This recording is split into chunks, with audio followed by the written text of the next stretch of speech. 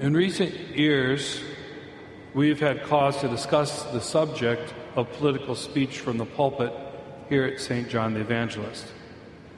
Many of you have regularly challenged me to speak out more frequently on matters that I deemed are purely political, and as a result, I have refused to do so. However, others are so sensitive about this that even when I recently recommended two of our parishioners that were running for local office, they became vocally upset. Generally speaking, the message we speak should not be political, except when it comes to faith and morals. What I'm about to share with you, in my opinion, moves beyond faith and morals and goes to our very existence to function. And therefore, I claim the right as your pastor. I claim the right as an American citizen. I claim the responsibility as a priest to speak what I perceive to be the truth. Little more than 3 years ago, after Mr. Obama was elected but not yet sworn in as President of the United States of America, the bishops finally gave us priests permission to tell our congregations the truth about what Mr. Obama's intention was, and that was to force the Catholic Church to engage in morally repugnant actions or lose our ability to carry out the gospel message in healthcare, social services, and education. I gave a stirring talk that Sunday, and you, as well as people across the country, because the priests in their parishes also got up and spoke, sent millions of cards, letters, phone calls to D.C. demanding reassurances that the Obama administration would not proceed with its plans.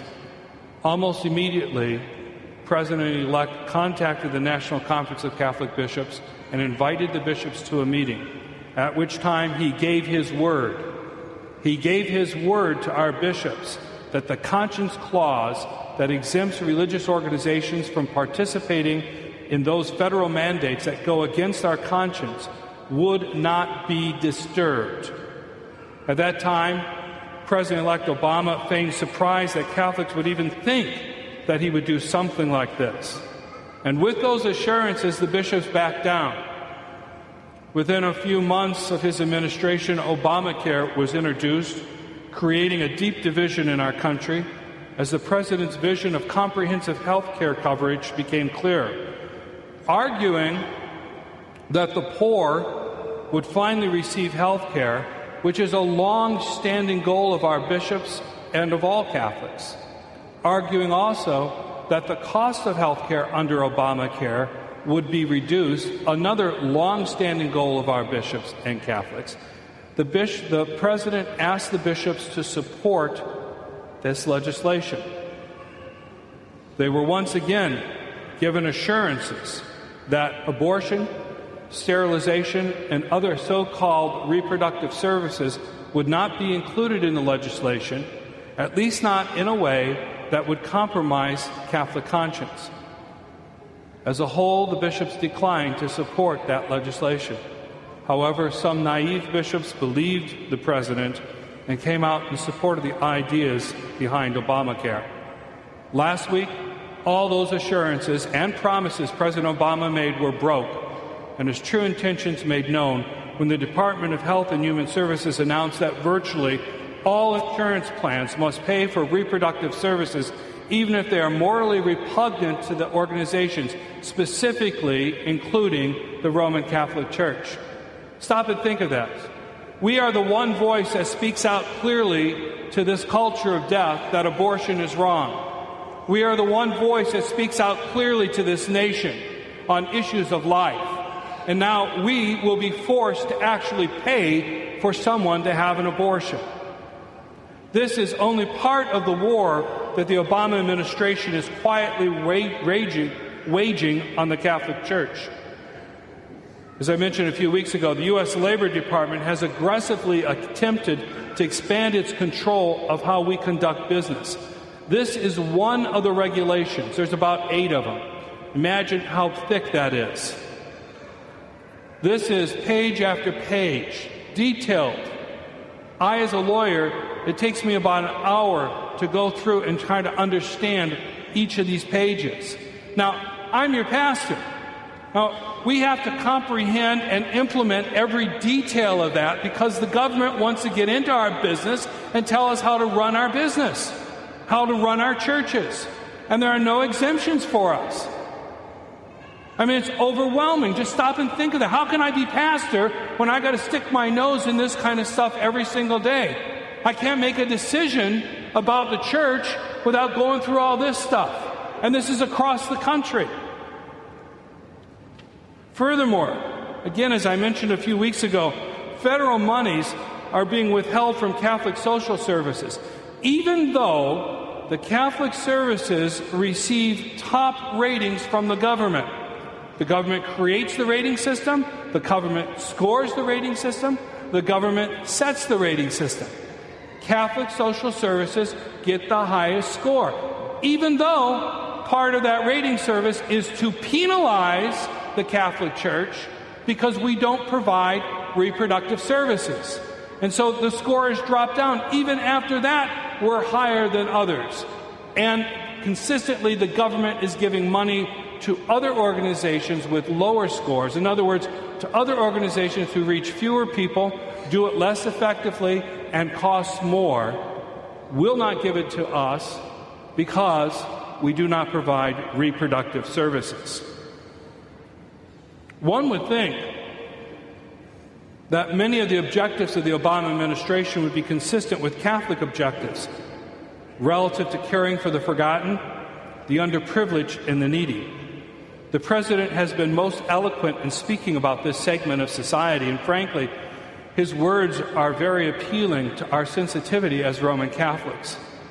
So why is this President's administration so intent on destroying the Catholic Church's ability to perform our ministries, which we do better and for less than the government can do?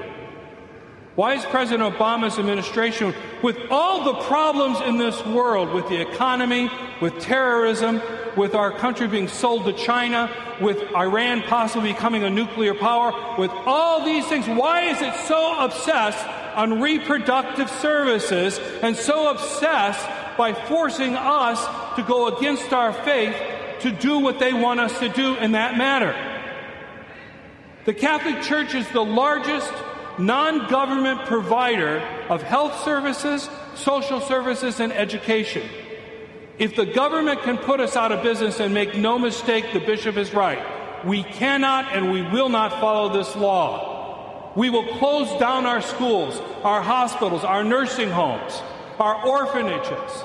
We will go out of business in that area before we will pay to have a child murdered.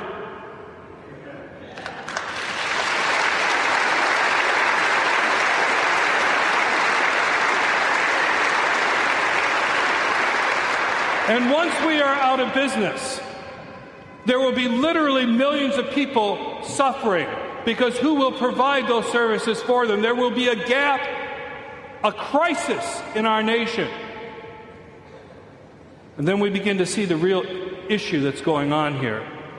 Because once that happens, the government can reasonably argue that we cannot, as a nation, allow that suffering to continue.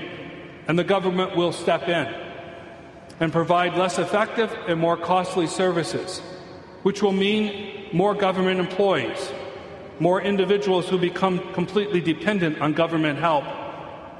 Taxes will be raised to cover this, and the ultimate goal behind all this is exposed. For the United States of America will be one step closer to socialism. And in every country that has become socialistic, religion has become peripheral. But you'll be able to have reproductive services available at every corner. Why is the Obama presidency so addicted to expanding abortion and so-called reproductive services on all of America and forcing Catholics to participate in what we consider to be the culture of death? Why would they sacrifice the First Amendment of the United States Constitution in favor of reproductive services. When did reproductive services become the national cry of our nation? When did it become more important than the Bill of Rights? More important than the Constitution? And so, before you get upset with me or any priest at our bishop's instruction for addressing a political issue, get more upset over what's happening in this country on this issue and how it will be devastating to your church. I especially address those of you who voted for this president. I cannot believe that you voted for this. And now I need you and all of us to stand up for the First Amendment, to defend your church, and to stand up for your Catholic faith. This week, we're going to follow the bishop's instruction, and I ask you all to pray, to fast, to ask God for wisdom. Next week, we will have materials available for you to let your voice be heard, to do what we can to stop this. We need to contact D.C. and demand that the long-standing conscience clause is respected and preserved even under Obamacare. Let our message be clear. President Obama, let us be Catholic, and let us continue to contribute to this great nation as Catholics, providing vital services and care, especially to that segment of our nation that needs us the most. Let the church say,